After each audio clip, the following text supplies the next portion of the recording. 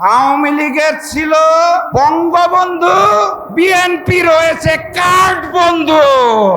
শিলংয়ে দীর্ঘদিন গুপ্ত ছিল, চিনেন নাকি?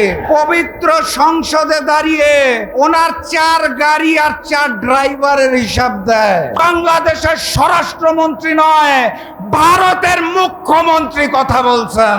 বাংলায় না পারলে সংবিধান খুঁজে বের করেন কোন ধারার বদলে মমতাকে এবং দিল্লিকে চিঠি লেখা যায়, তেমন একটা ধারা সংবিধান খুঁজে। আপনারা ভালো আছেন তো নাকি? প্রথমেই একটা সুসংবাদ দিয়ে শুরু করব। একটা বিশ্ব রেকর্ড হয়ে গেছে, ওয়ার্ল্ড রেকর্ড।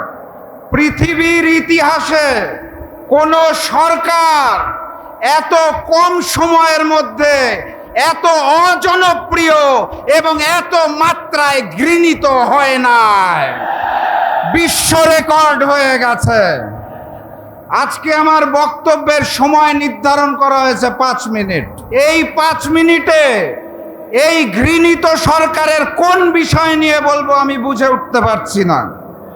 72-এর সংবিধান, মুক্তিযুদ্ধের চেতনা বিক্রি, লুটপাট, দ্রব্যমূল্যের ঊর্ধ্বগতি, ইসলামী ব্যাংক দখল, ক্যাম্পাস দখল, ক্রিকেট বোর্ড দখল, মিডিয়া দখল, এলপিজির দাম বৃদ্ধি, জ্বালানির দাম বৃদ্ধি, বিদ্যুতের দাম বৃদ্ধি, বিনা ভোটে প্রশাসনে দলীয়করণ, নতজানু পররাষ্ট্রনীতি, রাষ্ট্রীয় মব হ্রাস, আইন শৃঙ্খলা পরিস্থিতির অবনতি, খুন, ধর্ষণ, জখম, অবাস্তব উচ্চবিলাসী বাজেট,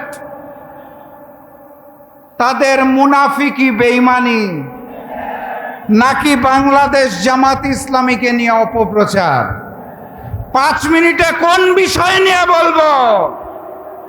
চিন্তা করে দেখলাম যেই সব বিষয়ের নাম খালি বলেছি, পূর্ববর্তী ফ্যাসিস্ট শেখ হাসিনার আমলেও এই সকল বিষয় নিয়েই আমাদের প্রতিবাদ করতে হয়েছে। অতএব পার্থক্য দেখা যায়। একটা পার্থক্য আছে, ওই বঙ্গবন্ধুর বাকশাল টিকে নাই, কাঠ বন্ধুর টাকশালও টিকবে না ইনশাল্লাহ। সংগ্রামী সাথী এবং বন্ধুগণ, আপনাদের এই চট্টগ্রাম বিভাগে একজন বড় নেতা আছে। ওনার বক্তব্য শুনে মনে হয় আইন শৃঙ্খলা পরিস্থিতির হিসাব দিতে পারেন না। শিলংয়ে গুপ্ত থাকা অবস্থায়ও তার অর্থ ফুলে ফেপে কলা গাছ হয়ে গেছে। জনগণ একদিন হিসাব নেবেন। তিনি তার বক্তব্যের মাধ্যমে সীমান্তের হত্যাকে ভারতের পক্ষে হালাল করে দিয়েছেন। সেই খুশিতে গতকালকেও সীমান্তে একটি হত্যা হয়েছে। সেই খুশিতে গতকাল ভারত থেকে নবনিযুক্ত হাই কমিশনার বাংলাদেশে পা রেখে ভারতের 140 কোটি মানুষ আর বাংলাদেশের 20 কোটি মানুষ নিয়ে 160 কোটি মানুষের নতুন মানচিত্র করতে চায়। নতুন হাই কমিশনার একই আকাশ, একই বাতাস, একই সীমান্তের গল্প শোনাতে চায়। আমরা স্পষ্ট ভাষায় জানিয়ে দিতে চাই, ফ্যাসিস্ট শেখ হাসিনাকে নিয়ে ভারতের করদ রাজ্য বানানোর জন্য বাংলাদেশকে নিয়ে যে ষড়যন্ত্র করা হয়েছিল, তার ফলাফল হিসেবে শেখ হাসিনাকে দিল্লিতে পালিয়ে যেতে হয়েছে।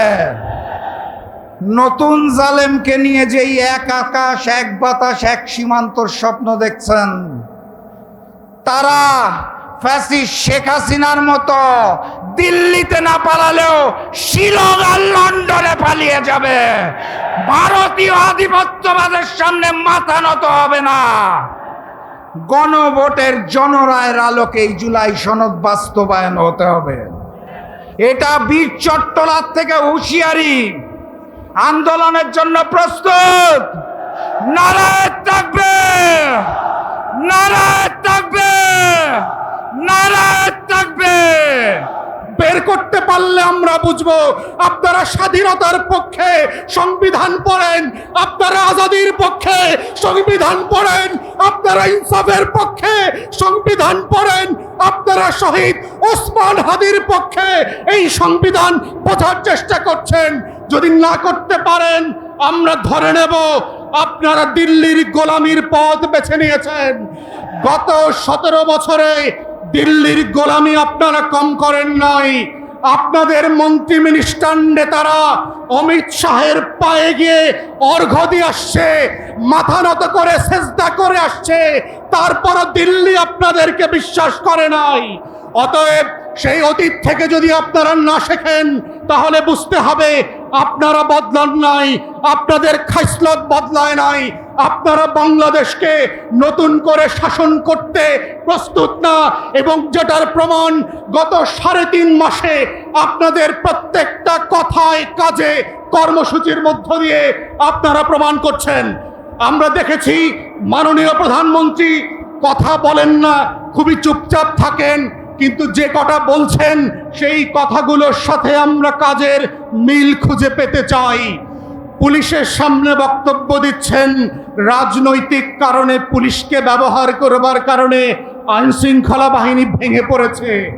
সেই অনুষ্ঠানে পুলিশের ডিআইজি বক্তব্য দিচ্ছে কিভাবে ক্লাস 7 থেকে সে জাতীয়তাবাদী জিয়ার রাজনীতি করে বিশ্বাস করে। আপনি তাকে মন্দ কিছু বলেন নাই। ঢাকা বিশ্ববিদ্যালয়ে শিক্ষকদের সামনে বলছেন রাজনীতি করবার কারণে, রাজনৈতিক অ্যাপয়েন্টমেন্টের কারণে, শিক্ষক নিয়োগের কারণে আমার শিক্ষা ব্যবস্থা ভেঙে পড়েছে।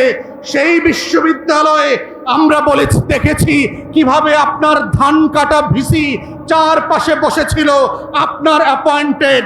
অতএব এই কথা কাজের অমিলের থেকে আমরা কথা কাজে মিলের রাজনীতি দেখতে চাই, এবং এই মিলের রাজনীতি হচ্ছে 2024-এর গণ অভ্যুত্থানের রাজনীতি। এটাই হচ্ছে জুলাই সনদের সংস্কার বিচারের রাজনীতি। এটাই হচ্ছে নাইম হাসান জাতীয় ক্রিকেটাররা যারা চট্টগ্রামে গুমের শিকার না হয় সেই রাজনীতি। এবং আমরা চাই সেই রাজনীতি বাংলাদেশে সফল হোক এবং সবাইকে সেই রাজনীতির পক্ষে থাকবার আহ্বান জানিয়ে আমার বক্তব্য এখানেই শেষ করছি। আসসালামু আলাইকুম।